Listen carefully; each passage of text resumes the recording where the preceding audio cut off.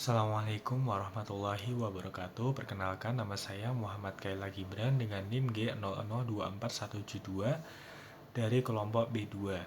Pada kesempatan kali ini saya akan memaparkan laporan praktikum anatomi di blok 1.3 yaitu sistema digestivus.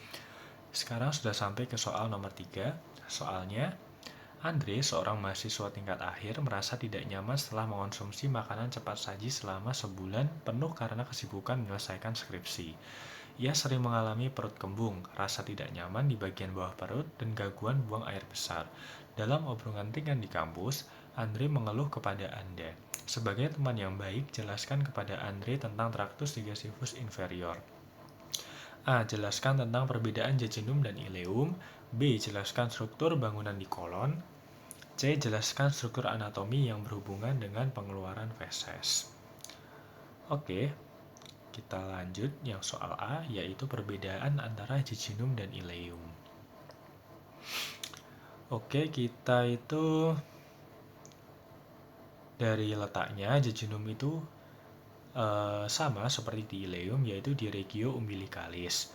Lalu warnanya itu, kalau jejunum itu lebih merah, sedangkan ileum itu pink muda. Diameter si jejunum itu lebih lebar daripada si ileum. Lalu dinding atau otot polosnya si jejunum itu lebih lebar. Vaskularisasinya si jejunum itu juga lebih banyak. Vasa rektanya jejunum juga lebih panjang. Tetapi arkadenya si jejunum itu lebih simpel daripada si ileum. Lalu lemak mesenterinya itu lebih sedikit daripada si ileum. Plika sirkularisnya itu lebih besar, tinggi, dan rapat. Lalu plak Peyerinya itu cuma beberapa, sedangkan si ileum itu ada banyak plak Peyeri. Oke, next. Nah, di sini bisa kita lihat yang di sini itu jejunum. Yang ini adalah ileum.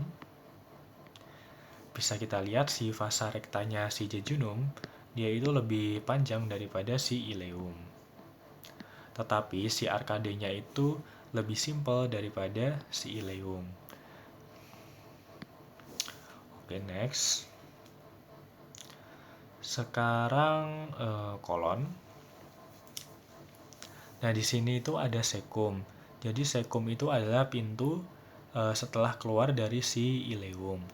Lalu akan ada appendix. Nah, appendix itu dulu tidak diketahui fungsinya apa, tetapi kita sudah mengetahui sekarang fungsinya, yaitu sebagai pertahanan terhadap infeksi virus dan bakteri, karena di sini itu terletak banyak nodus limfatikus. Lalu ada kolon ascendens atau kolon yang naik. Lalu ada flexura hepatica yang menghubungkan antara kolon ascendens dengan kolon transversum. Lalu ini adalah kolon transversum yang membentang dari flexura hepatik sampai ke flexura splenic. Lalu ini membelok ke bawah menjadi kolon descendens, lalu ke kolon sigmoid, dan akhirnya itu ada di rektum. Oke, di sini ada struktur-struktur di kolon. Yang pertama itu ada haustra. Haustra itu yang kotak-kotak ini. Lalu sebenarnya itu ada incisura di celah-celah ini. Lalu di sini ada free taenia atau taenia libera. Lalu ada di antara ini itu ada plica semilunaris coli atau di sini namanya semilunar folds, itu yang di sini yang di tengah-tengah. Lalu ada appendices epiploicae. Oke, next. Sekarang ini sekum. Nah, sekum di sini ada valvula iliocekal. Lalu di antara valvula iliocekal itu ada orificium iliocekal. Lalu di sekitarnya akan terbentuk sebuah peninggian yang dinamakan frenulum valvula iliocekal. Oke, next. Ini adalah appendix.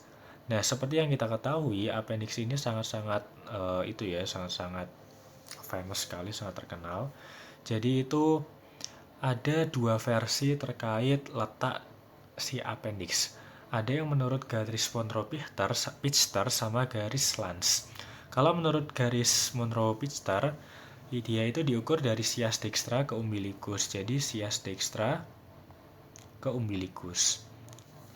Nah, sehingga akan diketahui sebuah titik yang dinamakan titik McBurney, yaitu dia itu adalah letak dari si appendix itu sendiri.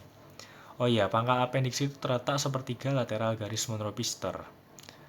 Ya, yang namanya itu si titik McBurney itu tadi. Sedangkan menurut garis Lange, appendix itu diukur dari sias dextra sampai sias sinistra. Ujung appendixnya itu adalah 1/6 dextranya, 1/6 lateral dextranya. Terus si appendix itu letaknya bervariasi, ada yang retrosekal, ada yang subsekal, ada yang pelvikum, ada yang preileal, ada yang postileal. Tetapi yang lebih sering terjadi peradangan itu adalah yang retrosekal. Oke, next. Ini adalah struktur bangunan di kolon. Ini yang pertama itu adalah kolon ascendens. Jadi kolon ascendens itu dari cecum sampai ke permukaan inferior lobus hepatis dexter. Terus membelok ke kiri membentuk flexura cholidextra atau flexura hepatica, lalu melanjutkan sebagai flexura ecoflexura menjadi kolon transversum. Nah, dia itu dipisahkan dari dinding abdomen anterolateral oleh omentum maius. Lanjut ke kolon transversum. Kolon transversum itu berjalan ekos tinggi. Dia itu dari flexura cholidextra sampai ke flexura colisinistra. Terus, oh ya lupa, ini vaskularisasi dan inervasinya. Ini kan kolon transversum. Nah, kolon transversum itu termasuk dari organ midgut. Jadi dia itu divaskularisasi oleh arteri mesenterica superior dan diinervasi oleh yang simpatis itu nervus flancnicus minus. Kalau parasimpatisnya itu adalah nervus vagus. Terus ini adalah ya kolon transversum tadi, dia itu sebenarnya bervariasi. Ada yang namanya 2/3 proksimal, 2/3 proksimal, ada yang 1/3 distal. Kalau yang 2/3 proksimal, dia itu masuknya ke dalam organ midgut. Kalau organ midgut, dia itu berarti divaskularisasi oleh arteri mesenterica superior, terus diinervasi oleh nervus flancnicus minus yang simpatis. Kalau yang parasimpatis itu tetap nervus vagus, sedangkan kalau yang 1/3 distal, dia itu divaskularisasi oleh yang namanya arteri mesenterica inferior, terus diinervasi oleh yang simpatisnya itu oleh nervus flange nullumbalis, sedangkan yang parasimpatisnya itu oleh nervi eringentes, oleh nervus flange pelvici, oh ya itulah. Terus selanjutnya ini kolon descendens. Jadi kolon descendens itu terletak pada kuadran kiri atas dan bawah. Ini yang atas, ini yang bawah. Dia itu berjalan ke bawah dari flexura colisinistra sampai ke pinggir pelvis. Terus dia itu termasuk organ hindgut. Jadi dia itu divaskularisasi oleh arteri mesenterica inferior. Terus diinervasi simpatis oleh nervus flange nullumbalis dan parasimpatis oleh nervi eringentes. Next. Ini adalah kolon sigmoid.